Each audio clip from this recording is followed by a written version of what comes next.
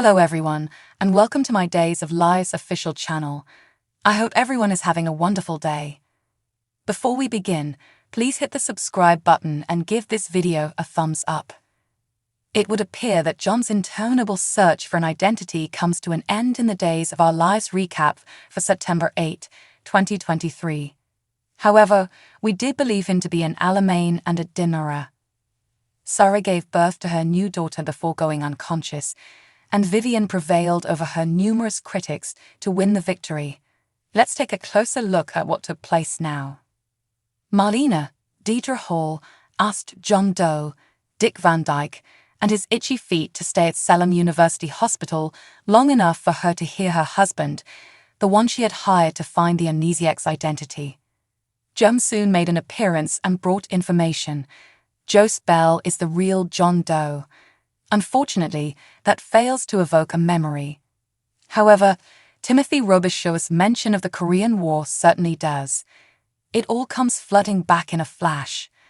Jose Bell switched dog tags with Timothy Robichaux and left him for dead after the foxhole they were in came under heavy fire. Therefore, the man in front of John was Timothy and his biological father. Happy day, oh, how eagerly John had ached to discover his identity and family history. It turns out that he is actually John Robichaux, the son of Timothy and Maud Robichaux.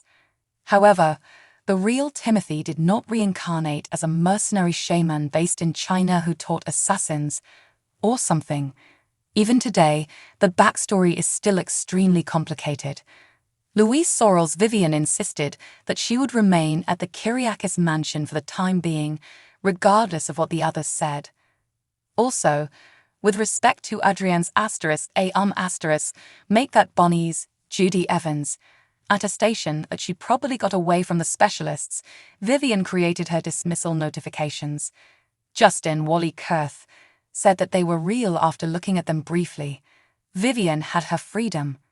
But Vivian insisted that she was not free to remain in her house, so Maggie, Suzanne Rogers, told the Harridan to get the hell out.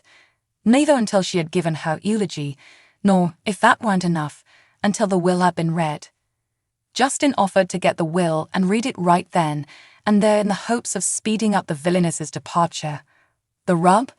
The said will wasn't where it usually was. Strange. The subsequent information from the estate attorney that Victor had requested that the will be destroyed was even stranger. Additionally, he did not submit a new one. Now, normally, that would be good news for Maggie because the surviving spouse should get everything. Sadly, Vivian insisted that their previous marriage had never been properly ended. The Mrs. Victor Kyriakis will be the one to inherit everything. Sarah, Lindsay Godfrey, despite her best efforts, was unable to alleviate her labor pains. The child was coming. Right that exact moment. Sarah worried loudly, very loudly, while Chloe, Nadia Bjorlin, and Sander, Paul Telfer, searched for supplies. Too loud, to Rex, Kyle Loader, that she might fall and tell Xander the truth. Rex, on the other hand, reassured Sarah once more, this time very loudly, that she would not stoop and reveal to Xander that she was expecting his child. Sarah gave birth to a beautiful girl with Mackenzie's roadside birth playing in her head and Xander bracing her. Sarah was getting ready to tell Xander everything as the experience seemed to regain her resolve. However, Sarah collapsed before she could speak. There was a serious problem. Days of Our Lives airs weekdays in the United States on Peacock, Plus, and Canada, on the W Network or Global TV app. Check out all of the most recent days' spoilers to learn more about what's going to happen in Salem.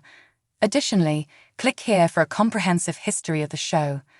Join the conversation on our Facebook page, follow us on Twitter, or check out Instagram stories for updates on what's going on with your favorite soaps. See you next time. On a show like Days of Our Lives, Alex hasn't had a whole lot of luck since moving to Salem. His endeavor to take the president's seat at Titan got him booted from the organization, yet additionally drove out of the family home. When he fell in love with Stephanie, he tried to change his life and his arrogant ways, but she moved on to Chad. This moment, he's working for his cousin, residing in a little loft across the lobby from the lady of his fantasies while she plays house with another person. However, perhaps things are going to pivot with just the right amount of sentiment from Theresa. In the most recent issue of Soap Opera Digest, Jen Lilly gives a preview that the blonde has her sights set on Alex, obviously after getting the all-clear from her beloved cousin Stephanie. She elaborates, he has a very attractive face. A Kyriakis, he is. He is proud of his family. He is very wealthy. He is employed. He's curious.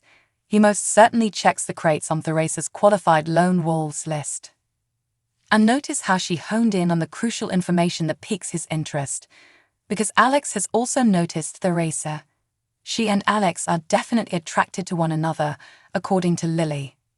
His life was forever altered when he fell for Stephanie. He was forced to abandon his playboy ways and begin therapy with Marlena in order to understand why he treated women so casually. He even lost his fake glasses as a result of it. However, Melinda deserves a lot of credit there. As a result, when Alex falls in love, he is all in. However, what would happen if he fell in love with someone like Theresa?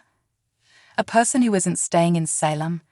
Even when Lily's replacement takes over, Theresa only has about 12 weeks to tell her story before, we assume, she returns to Salem. Although Lily states that Theresa is optimistic about a future with Alex, we are unsure of her long-term strategy. In any case, that actually doesn't mean she's anticipating keeping close by. Poor Tate is back home and attending school, probably wondering where Mommy is. Would Alex go with her if she left?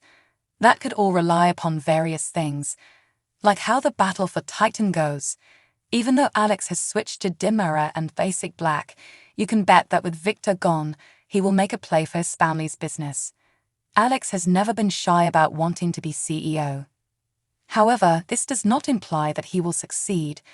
Maggie laid the smackdown previously, and she could likely rehash it. Additionally, there are likely to be numerous Kyriakises competing for the seat. In the event that Alex's endeavor fails spectacularly, he succumbs to Theresa and she jumps away, out of nowhere leaving Salem with her strength appear to be a significantly more appealing possibility. That could get even worse if Alex loses his job at Basic Black as a result of everything. Even though Brady might say he doesn't want anything to do with Theresa, that doesn't mean he won't enjoy Alex getting involved with her. Regardless of how it works out, Alex better watch out for himself. Lily acknowledges that although Theresa may be hopeful about their future together, she has Brady on her mind as well. She will always be a little dishonest. If Alex don't watch out, he could turn out to be the one to succumb to some unacceptable individual, and the subsequent consume from that could end this new, improved, aware Alex and send him right back to his womanizing ways. Thanks for watching if you like this video, so please don't forget to subscribe my channel and don't miss any update.